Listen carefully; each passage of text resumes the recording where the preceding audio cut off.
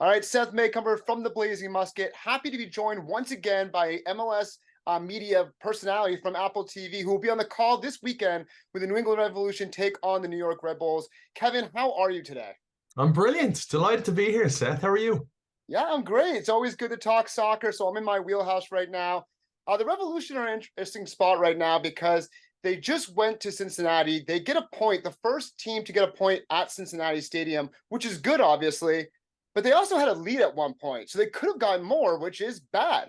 So if you look back at this result, is that a good or bad result to go 2-2 at Cincinnati? It's an outstanding result. It's a brilliant result for the Revs, and everything's trending in the right direction. If I'm a New England Revolution fan right now, hitting a transfer window as we are in right now at this very moment in time, knowing you're not too far away from being the very best team in the league. So I think a really good position, excellent result. Look, it doesn't matter. You have a lead in a game like that.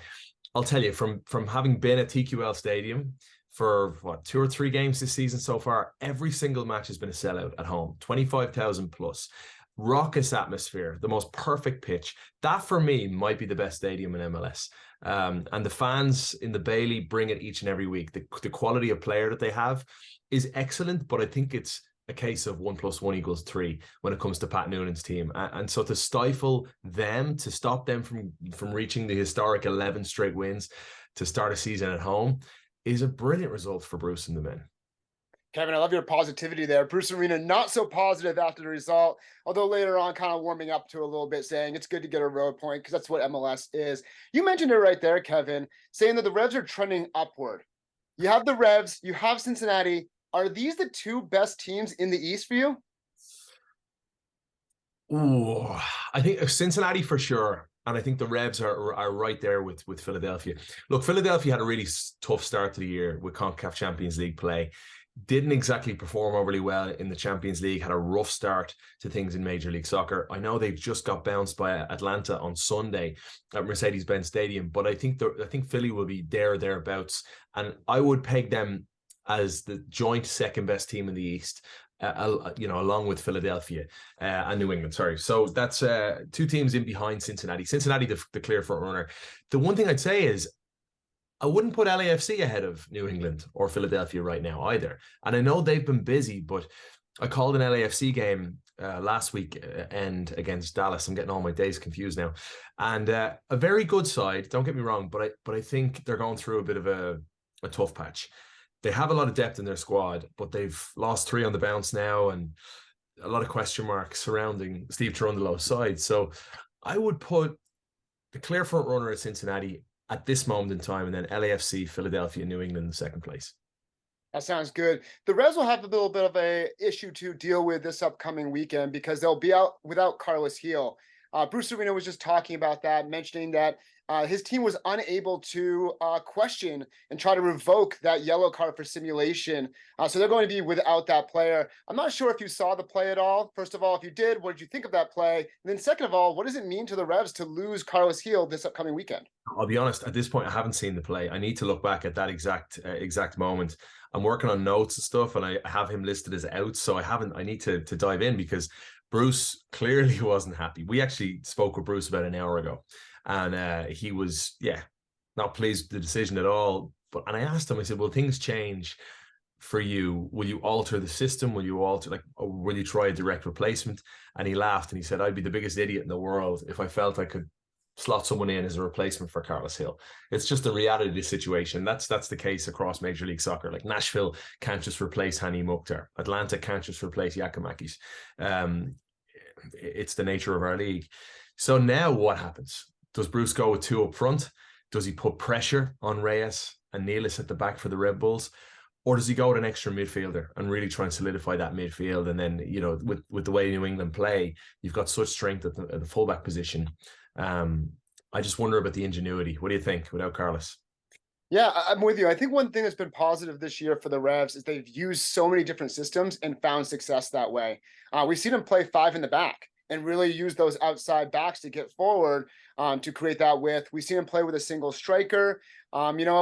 the like for like that you could potentially slot in there is that you could play Jack Paniatu, but obviously having a young player playing on the road in that position, there's question about how many minutes you can play there. But he is a creative player. You could also drop and play uh, Gustavo Bo in that position. Last year we did see Gustavo Bo sometimes play a little bit as a number 10.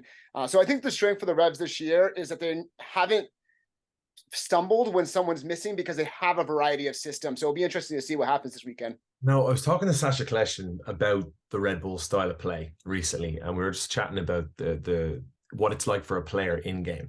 And we can watch it. You and I can watch it, but it's nothing like being there on the field. And he has, played against the Red Bulls for like the Galaxy later in his career.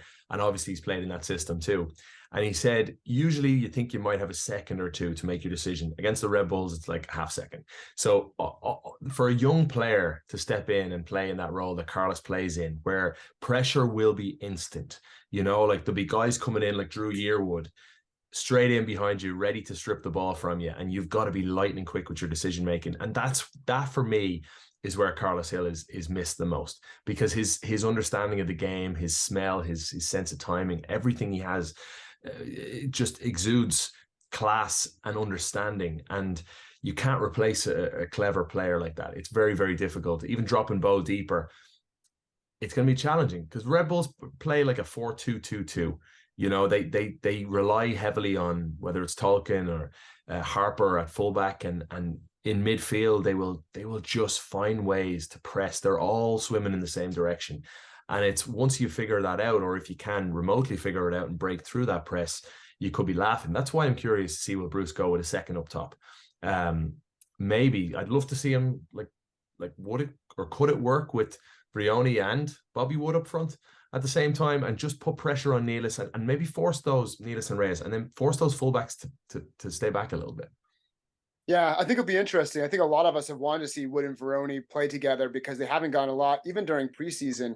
Just hasn't been a lot of minutes that those two have played. I think to the advantage of someone like Wood is that he's constantly pressing high up the field, trying to create turnovers. Another positive is that Noel Buck came off the injury report. He wasn't on the injury report the last 2 weeks, but he was sidelined with injury. So maybe he comes into the side again. Latif Blessing is someone who can move up the field and put pressures on players as well. So there are options there, and maybe you play a little bit different, like you mentioned. Ian Harks, fresh into the group, and someone who I know Bruce is buzzing to have in the group. You could tell. I asked him about it because I heard the media scrum. I'm not sure if you were there or not, and the questions asked about Ian Harks, and Bruce, I knew him when he was born. I knew him as a newborn. How cool is that? There's a coach, he's nearly 72 years of age, who coached against his son last week. And this week, he brings in a player that he knew as a newborn. That is just, it's an amazing story for us to be able to tell about his relationship with the Harks family, and understanding exactly what Ian brings to the group as both a really good fella, but also a good ball player. And I actually think he could complement Matt Polster really well. Yeah, let's talk a little bit about the transfer window, like you mentioned.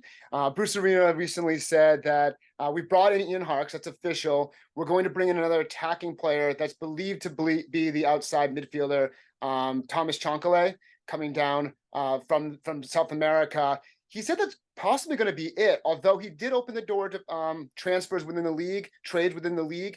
So if you're looking at this roster with Ian Harks and Chancalay, is that enough? Or do you think the Revolution need to try to add something else to become that top tier MLS contender? So wide midfielder for sure. I think there's enough depth in midfield. I think if Bruce in the second half of the season can get a tune out of Latif Blessing, and then Ian Harks can settle hopefully quickly enough, these are guys competing for a place alongside Matt Polster. I think Matt Polster is a given, right? He's starting for the Revs. I think you get Kessler back. Then further forward for me, a winger position is absolutely needed. But the way the Revs play, and this when people talk about Bruce's style and or lack thereof, I've heard, which I don't really agree with. The classic Revs goal for me is always wide guys, whether it's Dwan Jones, Brandon Bye, whomever, getting to the end line, cutting the ball back, and those perfectly timed runs. The Revs, we talk about it on MLS 360 all the time. We'll see a Revs goal. I'll be like, is that not the most classic Revs goal you can see? And there's a very clear way of playing that both the Red Bulls and the Revs rely heavily on their fullbacks. But I think a wide midfielder for sure. And in saying that, Nacho Gil is returning soon too. But for me, the most important piece for the Revs is a poacher, a goal scorer, someone off the bench who, and maybe that can be Vrioni. I'm not sure. I haven't seen enough of Vrioni to be convinced by him, to be honest. And I'm sure most Revs fans would agree with me on that. We haven't seen him consistently in the lineup. And it's his second season. Like, I know Bruce is really pleased with his progression, but I'm intrigued. I'd love to see them together tomorrow, if possible, or on Saturday, excuse me, Vrioni and Wood. But I think a striker, a goal scorer off the bench, even someone older who can be that, be that presence, just like a Wondolowski type of poacher that I feel the Revs could need late in games in the playoffs. See, I totally agree with you. One of my big points this entire year is that the Revolution aren't scoring on headers. I believe to this point, you have to check me on this, but at one point when I was doing the analysis of it, they had only scored 2 goals all year on headers. And they're still, scoring off of crosses, like you mentioned, the low crosses, balls in the box, second balls. But like, oftentimes you get to playoff soccer, it is really stingy. And you need those, corner kicks, set pieces. You need someone who can rise above and put it in the back of the net. And Bobby Wood, who I think has been very, very good, hasn't really shown that ability. Vrioni, he seemed like someone who likes to run at the goal. So I think if the Revolution are to add something, I think it'd be good to try to bring in, maybe it's an older guy who's 33 years old, 34 years old, and who's willing to just come off the bench for 20 minutes and try to put the ball in the back of the net. That to me is something that the team's a little bit missing right now, as well as maybe some depth on the back line, because if an injury happens, that's a problem. But that is kind of like what MLS is in general. Yeah, like a Kai Kamara type you're thinking of. Yeah, former Rev, Kai Kamara, that'd be an amazing thing to happen. Former every team at this point, right? Absolutely. So if we're looking at this team right now, what is one reason why you think the Revs could win MLS Cup? I think it's very clear to me that everyone's bought in this year. There were lots of reasons why the team fell off the rails last year. Missing key players that moved on, like big time pieces that moved on, some injuries too. The year before, that's really from the outside looking in. That's one of those aspects of this team that is difficult to understand, how you could go from being a record-setting Supporter Shield winning team to, missing out in the playoffs entirely and not even looking like you're going to come too close. Then this year, everything seems to be back on track again. So it's a curious case study, the Revolution. But I think everybody's bought in. I think the pieces are in play. Bruce Arena is a very steady-minded coach. And now I think you add a goal scorer. I still believe that to win MLS Cup, I think you need luck to go your way, obviously, and keep people fit. But you still need that guy who's going to score over 20 goals a year. And so far, the Revs don't have anyone close. Like, Bobby Wood has 7 goals this season, which is wonderful. A lot of people didn't expect that. But I don't know. I think a goal scorer in the Revs could go to the next level. So is that your big concern? If I were to ask you, what's one reason why the Revs won't win MLS Cup this year? Are you saying it's because they don't have that elite 15-plus goal scorer? Or is there another reason that you look at? Well, it's an interesting one because you say goals, right? But I'm looking at the Revs last, 4 games, let's just say. 3 against Miami, 3 against Orlando, 2 against Toronto, 2 against Cincinnati away. So goal scoring hasn't been that problem. But and you touched on it moments ago, like those really tight playoff games. Look through playoff history. Look at Bruce's teams. Bruce had Robbie Keane, who stepped up against the Revs in 2014 and scored the winning goal. Or maybe it was the winning goal or the first goal. I'm not too sure. I can't remember that one, but it was scoring an MLS Cup against the Revs. Every team, look through the years again, whether it's Joseph Martinez with Atlanta, or Columbus Crew at the time. You think about what Zelarayan was doing production-wise. The list goes on of teams that you need that top-end guy. And there's only so much Carlos Hill can do. But if you put a top striker in there, or if the Revs could spend money and bring in someone who's that out-and-out striker and that starter for the team, I think they could go a long way. So that would be my concern, because I don't think at the back concerns me too much. Certainly not in goal. I really like the midfield. I would like to see Latif Blessing, really settle in New England, be good personally and everything, obviously, and fit in alongside Polster, because I think they complement each other quite well. And I think you'd be set with a real poacher like a Joveljic. Even if you had like a Joveljic off the bench, that sort of a player for the Revs could do wonders. Yeah, so it'll be really interesting to see what the Revolution do. Trade's obviously a possibility. Let's shift gears a little bit right now. You obviously wear a lot of different hats. You're a soccer guy, you're a commentator. You also are a commentator for wrestling. What's the difference between calling an MLS match and a wrestling match? Well, let's start with the similarities because you're a storyteller. All right, so that aspect of it is very important, and it's helped me become a better soccer broadcaster. I think in that you think about storytelling as opposed to, well, they've won 3 of their last 5 games, and you're giving useless nuggets that don't really help tell much of the story. Not that it's useless, but you know what I mean. I think the big difference is wrestling. Professional wrestling is a lot of psychology, of telling the stories of the characters. Which would be very different than doing a boxing match or doing a UFC match, So very different body language, characters, what story is being told in the ring versus, sports where there's 3 points on the line. It's entirely different. It really is. There are similarities in terms of excitement. You're at 11 out of 10 nearly all the time at WWE, whereas you've got to have your pacing a little bit more down. In a soccer game, you could be at a 4 out of 10 when the ball's in midfield, and you're rising to about a 6, 7 out of 10 when it's on the edge of the 18-yard box. And you've got to find that balance between the two. But I would say ultimately the common denominator is storytelling.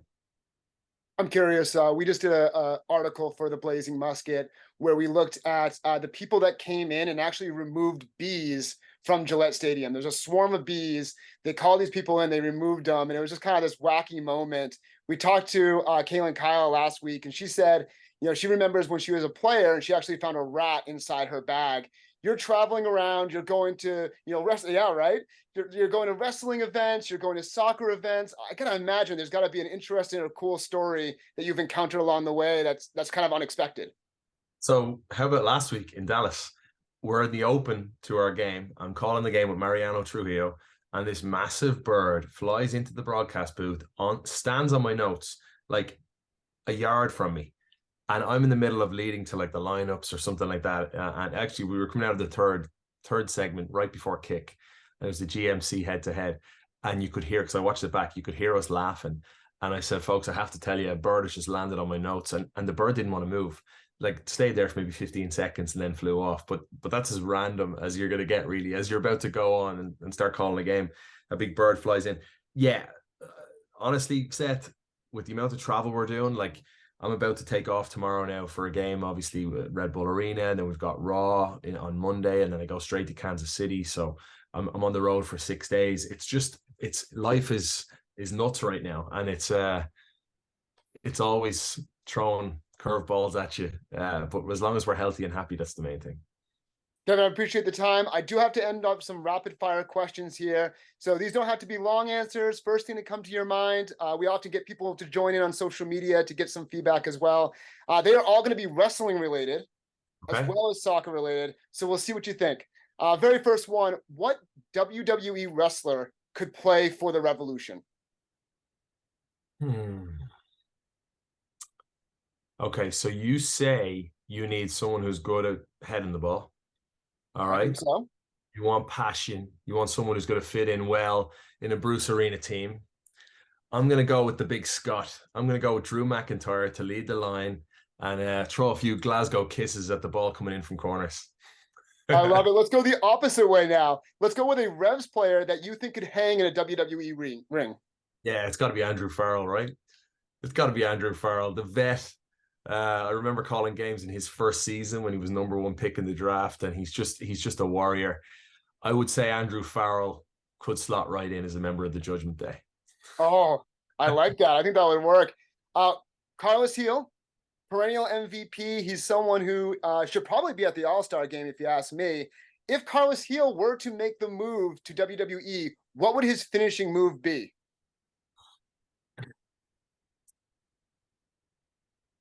Oh, wow. I would say it's something to do with, I would say he'd be part of a tag team and he would tee up someone else for a finish. So it'd be the assist. Like he'd have to have something called the assist or something along those lines, where Carlos Hill just he sets him up and someone else comes in with like a neck breaker or something like that. I love this. Yeah, Carlos Hill would be the tag team guy, and he just set the table for everybody. Maybe he's a tag team with Roman Reigns, and he sets the table. Roman sits at the head of the table.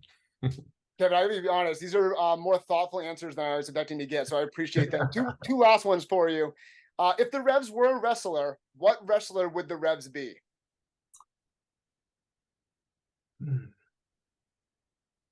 Randy Orton. Gritty, experienced, quality, understand how to win, captivate the audience. I like it. Let's end with Bruce Arena. How good would Bruce Arena be if he was given a mic in a WWE ring? Oh man, I don't think he'd be Paul Heyman anytime soon.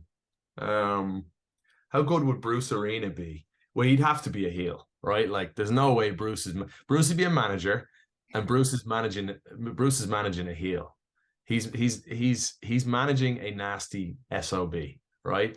And he's going to be a no-nonsense manager, and he's going to stand in front and he's going to protect the heel that he's managing. But Bruce is going to be a heel manager for sure. Kevin, love the answers, love the insight on both wrestling and Major League Soccer, as well as the New England Revolution. Really looking forward to seeing you on the call this weekend, 7:30 on MLS Season Pass. Thank you so much for taking the time, Kevin Egan. Seth, my pleasure. Keep up the great work, and hopefully we'll do it again soon.